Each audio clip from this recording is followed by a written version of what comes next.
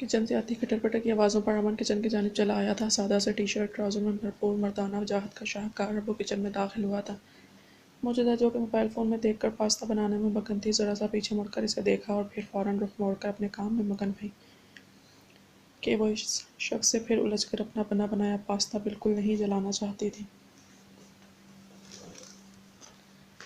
موسم صبح سے ہی اب بڑا آلود تھا، بلکہ صبح سے ہلکی پھلکی بوندا باندی بھی ہو چکی تھی، مگر اب باہر سے ہی بادل گرج رہے تھے۔ ٹھنڈی یخبستہ ہوائیں کھڑکی سے اندر آ رہی تھیں۔ امن نے بغور اسے دیکھا جو اب یلو کلر کی پرنٹڈ فراک سادہ سے ٹراؤزر میں اسکارف گلے میں لیے مصروف سی تھی۔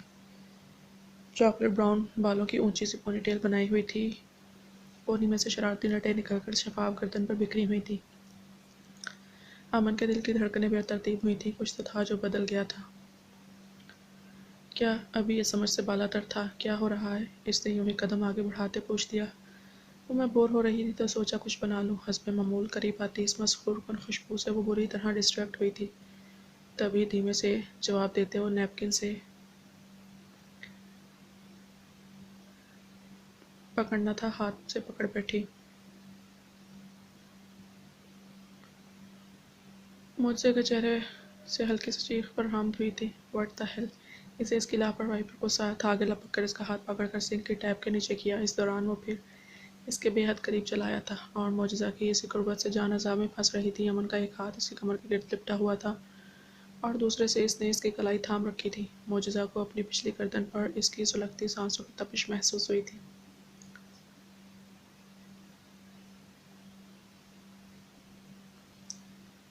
میں ٹھیک ہوں، گھبرا کر کہا۔ جزا تم اتنی لاپرواہ کیوں ہو یار؟ آج کل دھیان کدھر رہتا ہے تمہارا؟ امن نے اسے پیار بھری ڈانٹ پلائی اور اسے اپنی نرم گرفت سے آزاد کر دیا۔ کہیں نہیں، وہ بری طرح بوکھلائی تھی۔ پاستہ بن گیا ہے، آپ کھائیں گے؟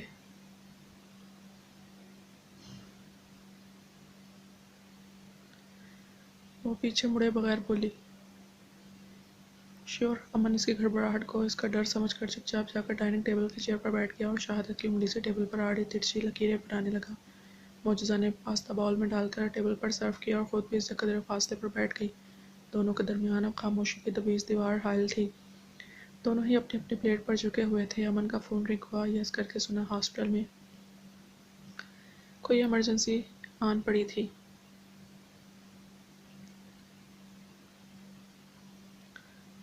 اسے فوراً اٹھنا پڑا۔ معجزہ چونکی۔ ہاسپٹل میں ایمرجنسی ہے، مجھے جانا ہوگا۔ امن نے اسے بتایا اور فون لے کر باہر نکل گیا۔ معجزہ بری طرح جھنجھلائی تھی۔ شاید وہ اسے پڑھانے کے متعلق بالکل ہی بھول گیا تھا اور اب ویسے بھی اکیلے کون کم بخت رہ سکتا تھا۔ اسے اس کی عادت ہو چلی تھی اور وہ بھی بہت بری والی۔ وہ جا چکا تھا۔ معجزہ کا دل بہت اچانک ہر چیز سے اچاٹ ہو گیا۔ پاستہ بے دلی سے فریزر میں رکھ دیا اور باہر نکل آئی۔ شاید پھر جلے پیر کے بلی کی مانند پورے اپارٹمنٹ میں چکراتی پھر رہی تھی، مگر کسی پہر قرار ہی نہیں آیا تھا اور باہر بادل بھی کہہ رہے تھے کہ ہم نے گرجنا اور برسنا آج ہی ہے۔ بس پھر کیا تھا؟ وہ تن فن کرتی اپنے کمرے میں گئی، شال اٹھا کر کندھوں پر ڈالی اور رات کے تقریباً 10 بجے اپارٹمنٹ سے باہر نکل آئی۔ باہر بارش نہیں تھی، مگر یہ ہواؤں کے تھپیڑوں نے اس کے دانت بجا ڈالے تھے۔ گراؤنڈ پار کر کے وہ ہاسپٹل کا ہال کراس کر کے اسی گلاس والی مسجد تک آئی تھی۔ اب یہاں تک تو آ گئی تھی، مگر اس سے آگے جانے کی ہمت ہی نہ ہوئی۔ تبھی پیر پٹکتی بازار سی آنکھ منہ بناتی دھڑی مسجد کے پاس رکھے بینچ پر بیٹھ گئی۔ وہ جو آپریشن تھیٹر میں مصروف تھا، فون پر ایک ضروری رنگ سنائی دی۔ ہاتھ سے گلوز نکال کر فون چیک کیا۔ سر، میم ہاسپٹل میں مسجد کے قریب پریشان سی بیٹھی ہیں۔ میسج پڑھ کر وہ بری طرح چونکا تھا۔ سرجری تو کامیاب ہو ہی گئی تھی۔ ڈاکٹر کامران، آپ دیکھ لیجیے گا، مجھے اب جانا ہوگا۔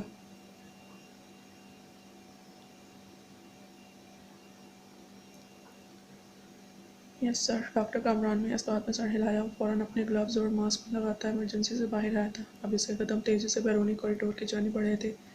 سامنے ہی وہ پریشان حال سی بینچ پر سر جھکائے بیٹھی تھی۔ معجزہ کو بھاری قدموں کی مخصوص دھمک قریب آتی سنائی دی تو دل اچھل کر حلق میں آیا تھا۔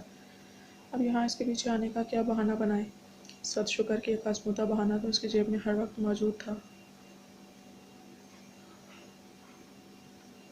یہ بھی غنیمت تھی۔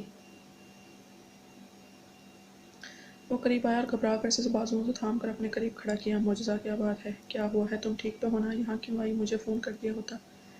کیا ہوا ہے؟ وہ ایک ہی سانس میں ایک ہی سوال کر گیا۔ معجزہ نے ایک نظر اس کا رنگوڑا چہرہ دیکھا اور نگاہیں جھکا گئی۔ وہ مجھے ڈر لگ رہا تھا۔ بادل بھی تو اتنا گرج رہے ہیں نا، اور ادھر میں اکیلی تھی، اسی لیے میں ادھر آ گئی۔ معجزہ نے کن اکھیوں سے اپنے بازو پر اس کے ہاتھ دیکھے، دھیمے سے سکون سے اپنی زنبیل میں سے اپنا ازبودہ بہانہ نکال کر اس کے سامنے پیش کیا۔ امن جذبس ہوا، یہ سب اہان اور ارشن لوگوں کی کارستانی تھی کہ اپارٹمنٹ میں انہوں نے رنگیلی کو بھی رہنے نہیں دیا تھا تاکہ معجزہ اپنی ہر چھوٹی سے چھوٹی چیز کے لیے امن پر ڈیپینڈ کرے اور اسے سمجھے۔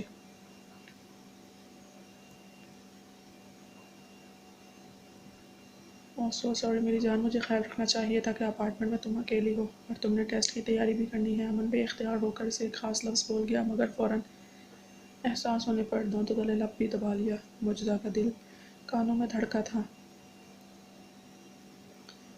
اوکے چلو۔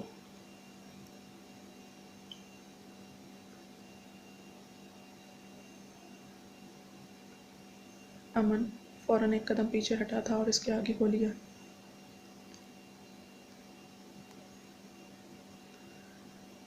معجزہ اب اس کی ایک قدم پیچھے پیچھے چل رہی تھی۔ وہ ہال سے گزر کر کوریڈور سے باہر نکلے تو باہر ہلکی پھلکی بارش شروع ہو چکی تھی۔ امن تھک کر رکا تھا، مگر رک کیوں گئے؟ چلیے، ہلکی بارش ہی ہے، مجھے ٹیسٹ کی تیاری کرنی ہے، زیادہ لیٹ ہونے پر مجھے نیند آ جاتی ہے۔ معجزہ نے اس کی مشکل دور کی اور پھر دونوں چل پڑے۔ امن گراؤنڈ میں تیزی سے چل رہا تھا۔ معجزہ نے اس کی پیٹھ کو دیکھا اور اپنے قدم جان بوجھ کر دھیمے کر لیے۔ ٹھنڈے ٹھار بارش کے قطروں نے پورے جسم میں سنسناہٹ سی ہوئی۔ وہ دیکھنا چاہتی تھی، آزمانا چاہتی تھی، کیا اسے دیکھے بغیر بھی وہ دل روح سے کیا اس کی جانب متوجہ ہوتا ہے، کیا اسے دیکھے بغیر بھی وہ اس پر نگاہ رکھتا ہے، یا صرف اسے ہی محسوس ہوتا ہے کہ وہ ادھر ادھر متوجہ ہو کر بھی اس کی توجہ کا مرکز محض اسی کے ساتھ ہوتی ہے۔ پھر اس کی ساری غلط فہمی ایک سیکنڈ میں دور ہوئی تھی جب اس کے پیچھے مڑے بغیر معجزہ کو اس کی تنبیہی آواز سنائی دی، معجزہ اتنے دھیمے کیوں چل رہی ہو، جلدی چلو، بھیگ جاؤ گی، کتنی ٹھنڈ ہو رہی ہے، بیمار ہو جاؤ گی۔ لفظ محبت فکر میں ڈوبا ہوا معجزہ نے جان بوجھ کر اپنی رفتار چونٹی چتنی کر دی۔ امن جھٹکے سے پیچھے مڑ کر تعجب سے اسے دیکھا۔ ڈرائیو وے کی دھیمی اورنج لائٹ میں وہ جانے کن سوچوں میں گم تھی۔ معجزہ! امن نے بغارہ سے سر اٹھا کر اس کی جانب دیکھا، تبھی بادلوں کو جوش آیا تھا اور بوندا باندی یکایک موسلا دھار بارش میں بدل گئی۔ شٹ! بھاگو! امن نے کہا اور اس کی کلائی تھام کر تیزی سے بھاگا۔ معجزہ بھی اس کے ساتھ بھاگی تھی۔ اسے جانے کس بات پر ہنسی آ رہی تھی، شاید اسی لیے کہ وہ اپنے برپس و پرانے کہیں کھوئے ہوئے بچپن کے کچھ پل جینا چاہتی تھی اور اب بھرپور طریقے سے جینا چاہتی تھی تاکہ دل میں کوئی حسرت، کوئی تشنگی نہ رہے۔ یہ ہنسی قہقہومی اس وقت بدلی جب پین اپارٹمنٹ کے دروازے کے قریب جا کر معجزہ کا پاؤں رپٹ گیا اور وہ گراؤنڈ کی گھاس پر کمر کے بل گر پڑی۔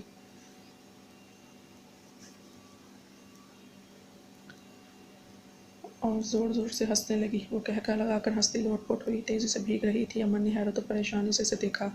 معجزہ! Are you lost your mind? Aman نے اسے ڈپٹا اور اسے کلائی سے تھام کر کھینچنے کی کوشش کی، مگر وہ ہنستی ہوئی اپنی کلائی چھڑانے لگی۔ Okay fine. امن نے دانت پیسے اور آگے بڑھ کر اسے بازو میں اٹھا لیا۔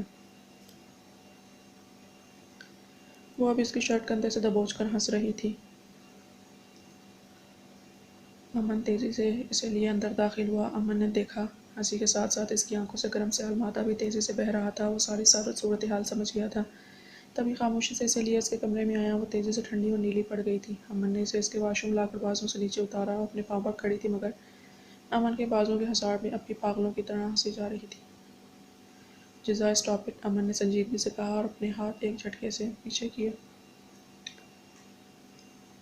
طوفانی رات میں بادلوں کی گرج چمک مانخ تنہائی میں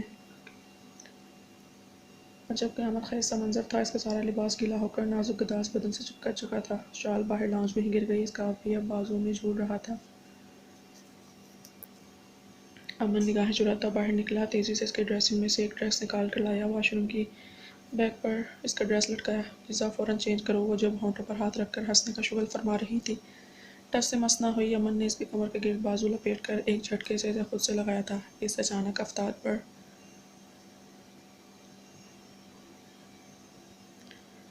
اب جا کر اس کی ہنسی کو بریک لگی تھی۔ اس نے امن کی سنجیدہ آنکھوں میں دیکھا تھا، جہاں جذبوں کا ایک جہان آباد تھا۔ کیا کچھ نہیں تھا ان آنکھوں میں؟ محبت، عزت، احترام، کیئر، فکر، اس کے لیے پریشانی اور عشق کی خماری جو آج سر چڑھ کر بول رہی تھی۔ میں نے کہا فوراً سے پہلے چینج کرو جزا! ایک منٹ کی بھی دیری برداشت نہیں کروں گا۔ دیر لگائی تو یہ کام میں خود کرنے میں ذرا سی بھی ہچکچاہٹ محسوس نہیں کروں گا۔ غصے میں غراتے ہوئے اس نے اپنی دانست میں معجزہ کو ڈرایا تھا۔ मोअज़्ज़ज़ा अब हंसते हंसते रो पड़ी थी। अमन परेशान हुआ। जिज़ा प्लीज़, मज़ीद खुद में बेचा। अमन इसके वजूद में अपने वजूद की सारी हिद्दत और तपश मुंतकिल करना चाहता था और ये गुर्बत बहुत जानलेवा और नाकाबिले बर्दाश्त थी। मोअज़्ज़ज़ा मुस्मुराई। तब जज्बा के भड़कते अलाव की सोजिश में और शिद्दत से तड़पते अमन ने झुककर इसकी थोड़ी पर अपने पुरतपिश लब रखे थे। इस जंग पर मोअज़्ज़ज़ा का पूरा वजूद लरज़ गया था और वो सरतापा सफ़ेद पड़ गई थी। ये गुस्ताखी वो कर तो गया, मगर जल्द होश की दुनिया में वापस आते नरमी मगर तेज़ी से इससे दूर हुआ था। I am sorry जिज़ा, I am sorry, please change करो, करती हूँ निगाहें झुकाते हुए कहा और अब की बार शराफत का मुजाहरा किया। अमन अब तेज़ी से बाहर चला गया, बल्कि इसके कमरे से बाहर निकला था। वो बुरी तरह चेंज करके कुछ ही देर में अपनी बुक को नोटबुक लेकर बाहर आई थी। अमन ने लाउंज का हीटर ऑन कर दिया और किचन से सोफे पर बैठने का इशारा किया। वो सोफे पर बैठ गई और हाथों की उंगलियां चटकाने लगी। 5 मिनट के बाद अमन ने इसके सामने गर्मा गर्म पास्ता, हाफ बॉयल अंडे और गर्मा गर्म कॉफ़ी रखी थी। वो भी इसके साथ बैठ गया। अमन ने अंडा छील कर इसके सामने रखा। वो चुपचाप अपने सामने रखी चीज़ों में से छोटे छोटे निवाले खाई गई। सर्दी तो नहीं लग रही? अमन के पूछने पर इसने नफ़ी में सर हिलाया। वो खामोश थी, कुछ ज़्यादा ही खामोश। चेहरा लम्हा ब लम्हा बुखार की हिद्दत से सुर्ख पड़ने लगा था। कुछ देर बाद ही पढ़कर ही वो निढाल हो गई। अमन बुरी तरह झिंझलाया। लिज़ा, क्या किया तुमने अपने साथ? लग गई न ठंड? आज बहुत परेशान किया है तुमने। अमन ने इसे डबटते इसकी नब्ज़ चेक की। वो अमन की जानिब देख गई, मगर वो उठकर अपने कमरे से इसके लिए मेडिसिन लेकर आया। इसे मेडिसिन देकर वो इसे रूम तक लाया और इसे कंफर्टर में लिटाकर सोफे पर बैठ गया। मुझसे इसकी जानिब देखे गई। वो जानता था कि वो उसे देख रही है, मगर वो सोफे से टेक लगाकर आंखें मूंद गया।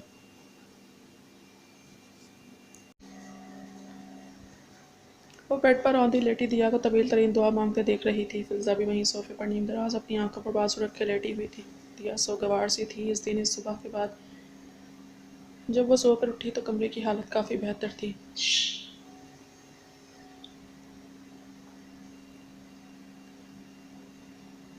कमरे की बेहतर हालत में इसके सामने मौजूद थी, मगर वो नहीं था। फिर इसके 1 माह बाद हो चुका था। वो जैसे वाइट पैलेस का रास्ता भूल गया था, या जानबूझकर इसे नज़रअंदाज कर रहा था, या कुछ भी था, मगर दिया को लम्हा ब लम्हा इसने अपनी बेतहतनाई, लापरवाही और सर्द महरी से तकलीफ़ पहुँचाई थी। इधर असावरी का भी तो यही हाल था। वो इससे इस कदर नाराज़ हुआ था कि 1 माह से उसकी खबर तक ना ली थी। इनकी दानिस्त वो लोग इनके साथ ये सलूक जानबूझकर कर रहे थे, मगर वो खिज़र और अमन समेत सही मायनों में समाया केस में इस कदर मसरूफ़ थे कि इन्हें अपना होश तक न था। थोड़ी सी फूंक अपने भाई के गर्म दिमाग पर भी मार देनी थी दिया। कोई ऐसा तावीज़ चिला नहीं जिससे वो हरा राक्षस एक सोबर सा पोलाइट सा बंदा बन जाए। असावरी के शोशे पर जहाँ दिया ने इसे तासुब से देखा था, वहाँ अपने भाई के बारे में ऐसे रिमार्क्स पर फिल्ज़ा ने आंखों से बाजू हटाकर इसे घूरा। वैसे मेरे भाई का गर्म दिमाग किसी दिन घूम गया तो कुछ लोगों को वाइट पैलेस में छुपने की जगह भी नहीं मिलेगी कि जब वो इसी जुनून से मोहब्बत और केयर करने पर आता है तो भी इसका अंदाज शिद्दत भरा ही होता है। तो कुछ लोगों को अपनी छोटी सी जान पर पता नहीं क्यों नहीं प्यारी। फिल्ज़ा के खफीफ से तंज पर असावरी ने मुँह छुपाते तकिए में दिया था। तभी बीना हाँफती हुई भाग कर अंदर आई थी।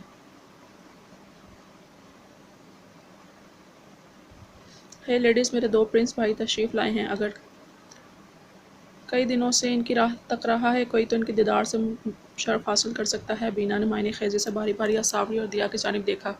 दिया तो सर झटक कर अपनी दुआ में मसरूफ़ होने की भरपूर कोशिश करने लगी, जबकि असावरी तड़प कर दांत पीसती बेड से नीचे उतरी थी। इस हरे राक्षस की तो मैं ऐसी की तैसी। वो बीना की जानिब देखती फ़र्जी आस्तीन ऊपर चढ़ाए बाहर की जानिब लपकी थी।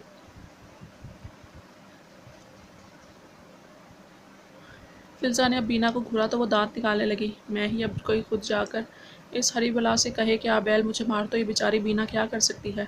बीना ने लापरवाही से कंधे उचकाए। बाहर वो लोग बहुत तेज़ी से बेसमेंट की जानिब गए थे, क्योंकि समाया को उन्होंने वाइट पैलेस के भी बेसमेंट में छुपा कर रखा था। तो केस के बारे में जो सबूत हाथ लगे थे, इनके बारे में समाया से ही तफसीलात मालूम हो सकती थी। वो इससे मिलकर बेसमेंट से बाहर निकले और अब अहान के अपार्टमेंट जाने वाले थे। असावरी जो पिलर के पीछे छुपकर इसे देख रही थी, इसे वापस जाता देख असावरी के तो तलवों पर लगी और सर पर भुजी। اساوری کا دماغ وہ پوری طرح سے گھما چکا تھا۔ اتنے دنوں بعد واپس آیا تھا اور اسے دیکھے بغیر کہ وہ زندہ بھی ہے یا مر گئی، وہی سڑیل سے شکل بنائے واپس جا رہا تھا۔ اساوری اس کے پیچھے بھاگی اور اب ان دونوں کے درمیان جالی دار کھڑکی تھی۔ جب اساوری اور آہان کے تمام گارڈز اور ارشن کے سامنے دانت پیستے ہانک لگائی، تیرے نال میں لائیاں اکھیاں وے تو پھر بھی دوریاں رکھیاں جا تینوں چمڑن شہد دیاں مکھیاں۔ آہان کے ماتھوں پر شکلوں کے ڈھیر میں اضافہ ہی ہوا تھا، جبکہ ارشن قہقہہ لگا کر ہنس پڑا۔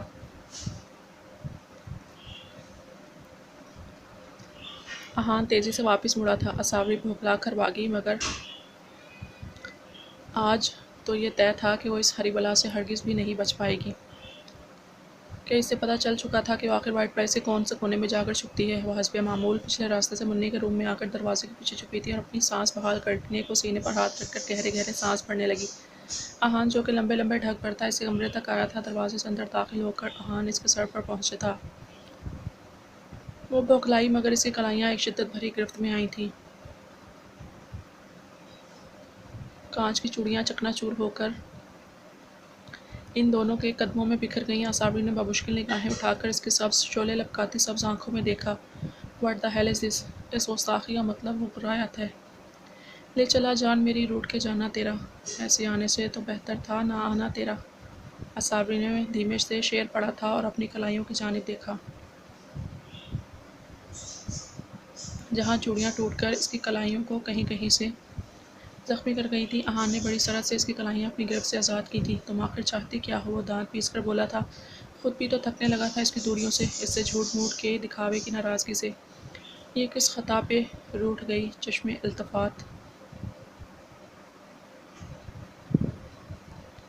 یہ کب کا انتقام لیا مجھ غریب سے؟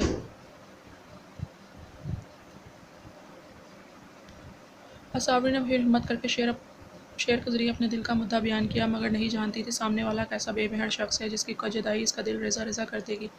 "آئندہ گارڈز کے یا کسی کے بھی سامنے اس طرح کی بے باکی یا بدتمیز حرکت برداشت نہیں کروں گا میں اساوری شاہ!"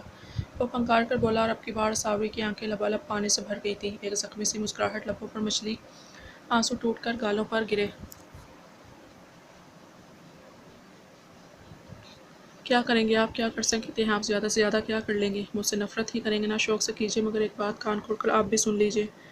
آئی ہیٹ یو ٹو!" وہ کہتی ہونٹوں پر ہاتھ رکھ کر بلک بلک کر روتی ہوئی بڑی سرعت سے وہاں سے نکلی تھی۔ آہان اپنی جگہ پر ساکت رہ گیا۔ وہ اسے منانے آئی تھی، مگر آہان نے بری طرح اس کا دل توڑا تھا اور اسے الٹا ناراض ہی کر دیا تھا۔ آہان نے ہاتھ کی درمیانی 2 انگلیوں سے اپنا ماتھا مسلا، پھر سر جھٹک کر باہر نکلتا چلا گیا۔